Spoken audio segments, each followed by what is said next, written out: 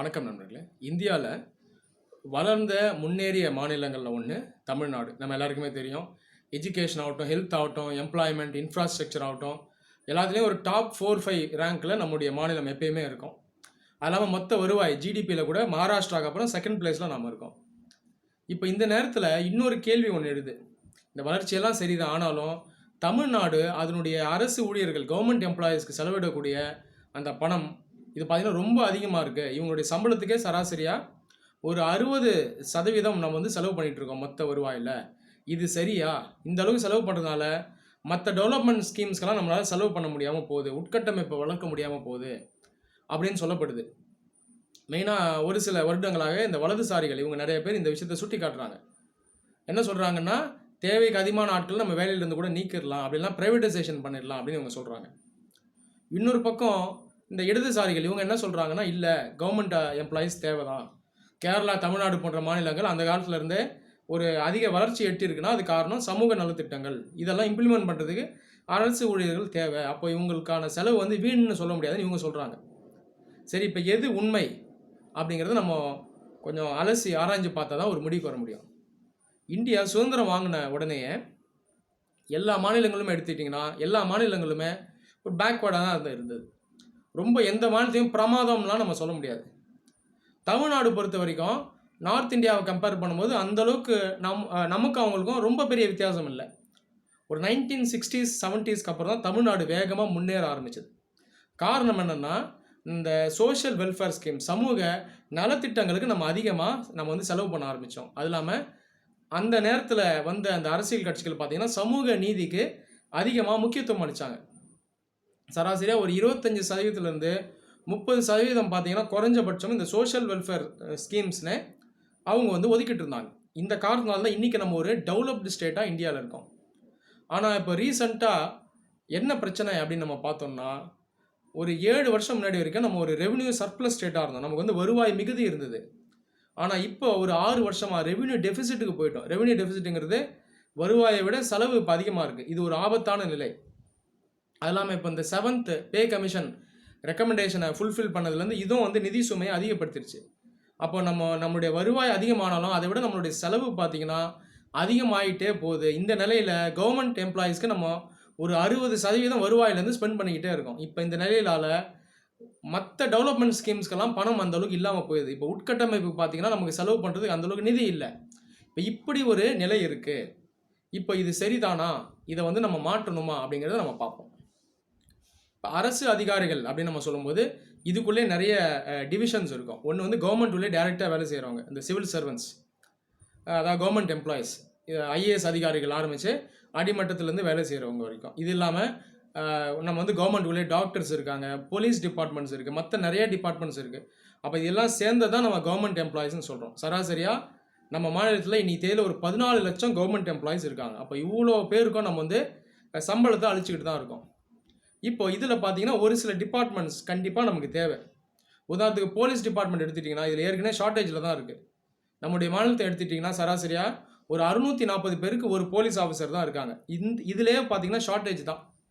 All India லெவலில் compare பண்ணும்போது ஓரளவு டீசெண்டாக இருந்தாலும் இன்டர்நேஷ்னல் நார்ம்ஸை கம்பேர் பண்ணும்போது போலீஸ் பொறுத்த வரைக்கும் மேன் பவர் நம்முடைய மாநிலத்தில் கம்மி. அப்போ இதில் இன்னும் ஆட்கள் தேவை. அப்போ இந்த விஷயத்தெல்லாம் நம்ம செலவு பண்ணணும். அதே போல் டாக்டர்ஸ் எடுத்துட்டாலும் இன்னும் நமக்கு டாக்டர்ஸ் தேவை. ஆல் இண்டியா லெவலில் நம்ம சுப்பீரியராக இருந்தாலும் இன்டர்நேஷ்னல் நார்ம்ஸை கம்பேர் பண்ணும்போது நமக்கு இன்னும் டாக்டர்ஸ் தேவை. அப்போ இந்த இடத்துலையும் நம்ம இன்னும் செலவு பண்ணணும், நிறைய ஆட்களை வேலைக்கு எடுக்கணும். அப்போ நிறைய டிபார்ட்மெண்ட்ஸில் ஏற்கனவே மேன் பவர் ஷார்ட்டேஜ் இருக்குது, இதை நம்ம உணரணும். ஆனால் நிறைய டிபார்ட்மெண்ட்ஸில் மேன் பவர் பார்த்திங்கன்னா ஓவர் ஸ்டாஃபிங்கும் இருக்குது. ஓவர் ஸ்டாஃபிங்கிறது தேவைக்கு அதிகமான ஆட்கள் இருக்காங்க. இப்போ இது எதில் கொண்டு போய் விட்டோம்னா டிஸ்கைஸ்ட் அன்எம்ப்ளாய்மெண்ட்னு சொல்லுவாங்க. டிஸ்கைஸ்ட் அன்எம்ப்ளாய்மெண்ட்டுங்கிறது தேவைக்கு அதிகமான ஆட்கள் ஒரு வேலை செஞ்சிட்ருப்பாங்க. இது ஆபத்தான இல்லை. இதில் நிதி விரயமாயிடும்.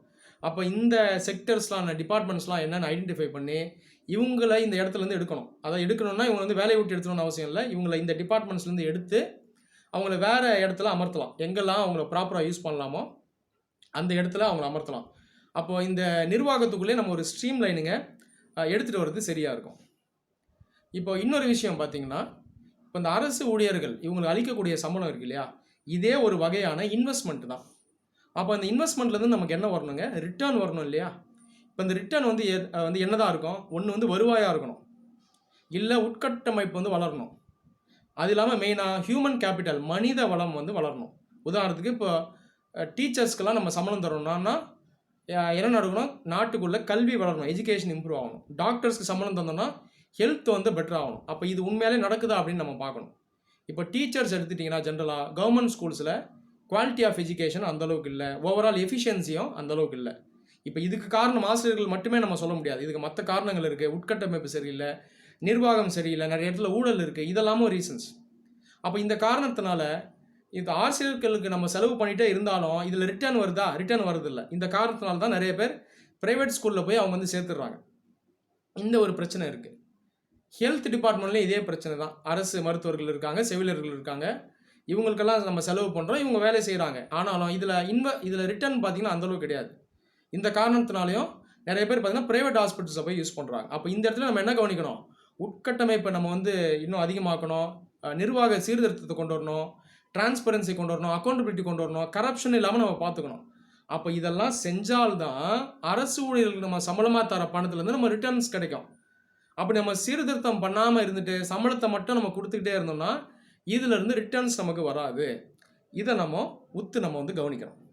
இது இல்லாமல் அரசு ஊழியர்கள்கிட்ட இருந்து ரிட்டர்னாக வரக்கூடிய ஒரு முக்கியமான காம்போனன்ட் என்னன்னு பார்த்தீங்கன்னா நான் டேக்ஸ் ரெவென்யூ. டேக்ஸுங்கிறது நம்ம வந்து வரி வசூல், அந்த வருவாய். அது இல்லாமல் நான் டேக்ஸ் ரெவென்யூன்னு ஒன்று இருக்குது. இதில் மெயினாக பார்த்தீங்கன்னா அரசே ஒரு சில நிறுவனங்கள் நடத்தும். ஸ்டேட் பப்ளிக் செக்டர் என்டர்பிரைசஸ் சொல்லுவாங்க. அந்த மாநில அரசுகளே நிறைய நிறுவனங்களை நடத்துவாங்க. உதாரணத்துக்கு பார்த்தீங்கன்னா ஹேண்ட்லூம், ஹேண்டிகிராஃப்ட், இதெல்லாம் நம்ம சொல்லலாம். அது இல்லாமல் இந்த டிரான்ஸ்போர்ட் அண்டர்டேக்கிங்ஸ், உதாரணத்துக்கு எஸ்சிடிசி, எம்டிசி, இதெல்லாம் சொல்லலாம். ஆனால் இதெல்லாம் நம்ம ஸ்டேட்டில் பார்த்தீங்கன்னா நஷ்டத்தில் இயங்குது. அப்போ இதில் நமக்கு ஊழியர்கள் செலவு பண்ணுறோம், ஆனால் இதுக்கு நம்ம ரிட்டர்னாக லாபம் வரல, நஷ்டத்தில் தான் மெயினாக போகுது. பெரும்பாலான ஸ்டேட் பப்ளிக் செக்டர் என்டர்பிரைஸ் வந்து நஷ்டத்தில் போகுது. அப்போ இதெல்லாம் நம்ம லாபத்துக்கு மாற்றணும். அப்போ லாபத்துக்கு மாற்றினா நமக்கு இதுலேருந்து வருவாய் வரும், நான் டேக்ஸ் ரெவென்யூ கிடைக்கும். அப்போ இதுதான் நமக்கு ரிட்டர்ன்ஸாக இருக்கும். அப்போது இந்த நிறுவனங்களில் வேலை செய்யக்கூடிய அந்த ஊழியர்களுக்கு நம்ம சம்பளத்தை தரோம், ஆனால் அதே நேரத்தில் இதில் லாபம் வருதா அப்படிங்கிறத நம்ம பார்க்கணும். அப்போ அதுக்கான சீர்திருத்த முயற்சிகள்லையும் நம்ம ஈடுபடணும். அப்போ இது எல்லாத்தையுமே நம்ம வந்து மனசில் வைக்கணும். இப்போ உதாரணத்துக்கு டூரிசம் டிபார்ட்மெண்ட் சொல்லலாம், ஹேண்ட்லூம் சொல்லலாம், ஹேண்டிகிராஃப்ட் சொல்லலாம், இந்த மாதிரி நிறைய சொல்லிக்கிட்டே போகலாம்.